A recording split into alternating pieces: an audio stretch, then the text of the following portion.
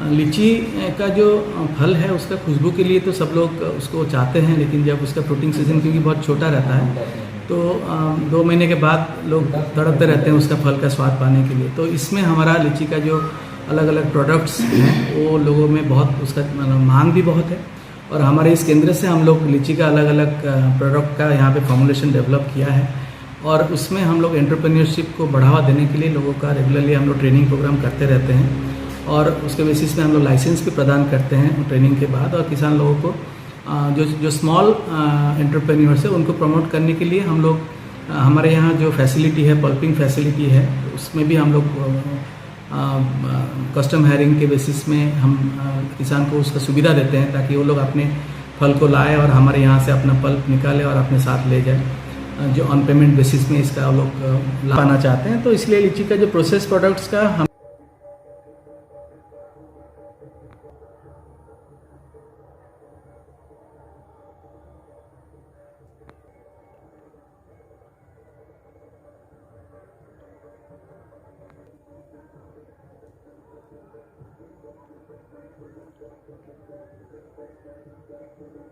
लोग बस सफल रूप से अपना एंटरप्राइज यहाँ पे चला रहे हैं, और जिसमें वो लोग हमारा जो कस्टम हायरिंग फैसिलिटी है जिसमें अपना वो लोग पल्प लाते हैं, फल लाते हैं और हमारे यहाँ से पल्पिंग फैसिलिटी का यूज़ करते हैं। कुछ नॉमिनल फ़ी पेमेंट करना पड़ता है। सिमिलरली जो शहद, लीची से शहद निकलता है, शहद के भी जो व्यापारी हैं वो शहद निकालने के बाद फिल्ट्रेशन, उसका फर्दर प्रोसेसिंग के लिए जो रिक्वायरमेंट होता है मशीनरीज़ का, उसका भी हमारे यहाँ पे हम लोग लोगों को ये कराते हैं, प्रावधान रखते हैं। उसका एक नॉमिनल फ़ी चार्ज करके वो लोग अपना शहद का यहाँ पे प्रोसेसिंग करके देन वो लोग अपना मार्केटिंग करते हैं।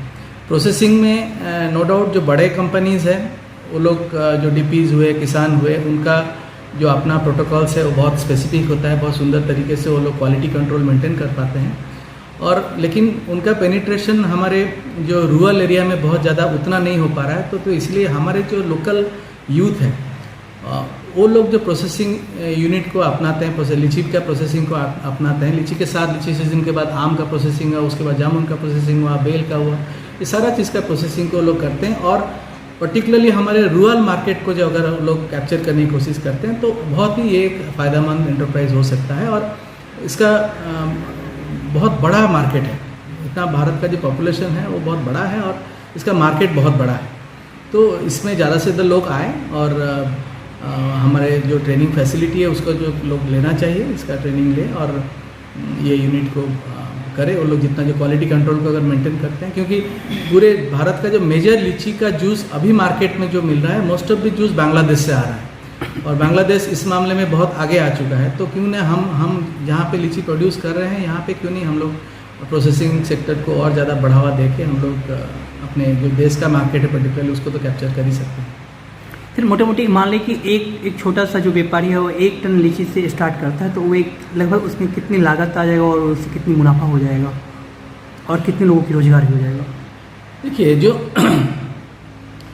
अगर वो 1 टन के अगर प्रोडक्शन मोड में वो लोग को जो कस्टम हायरिंग सिस्टम में ही आना ज़्यादा फ़ायदेमंद होगा। अपने 1 टन लीची के लिए अपना मशीन खरीदना और लाभप्रद नहीं होगा। लगभग जो पल्पिंग मशीन है, यहाँ से पल्पिंग करवाएं, हाँ, अगर हमारे यहाँ से पल्पिंग करते हैं तो उनके केवल घर में अपना ये करना पड़ता है, जो लीची का जो सिंपली बर्तन होते हैं हार्डली 30-40 हज़ार रुपया, 50 हज़ार रुपया तक अगर खर्चा करते हैं कि अच्छा यूनिट एक बन जाता है।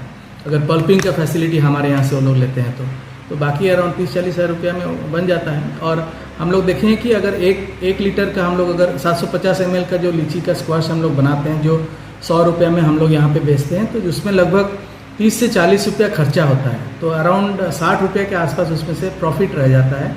अगर हम लोग मैन पावर कॉस्ट जो इंडिविजुअल एक जन का अगर मैन पावर कॉस्ट को भी कैलकुलेट करके भी देखें कि अराउंड 50% उनको प्रॉफिट आ जाता है।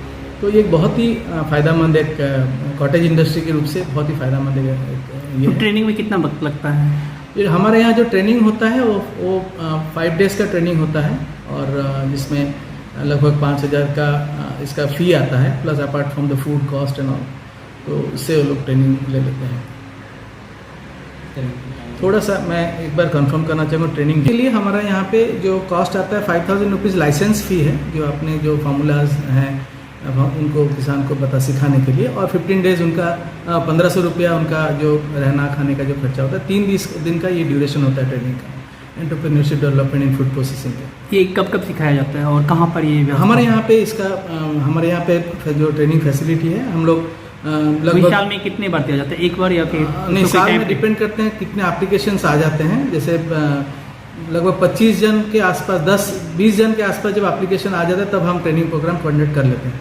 इसका कोई फिक्स नंबर हम लोग साल में फिक्स नहीं किए हैं। लगभग 20 जन का एप्लीकेशन जब आ जाता है हम लोग एक ट्रेनिंग प्रोग्राम कोऑर्डिनेट करा देते हैं। कभी भी सर, कभी भी जी।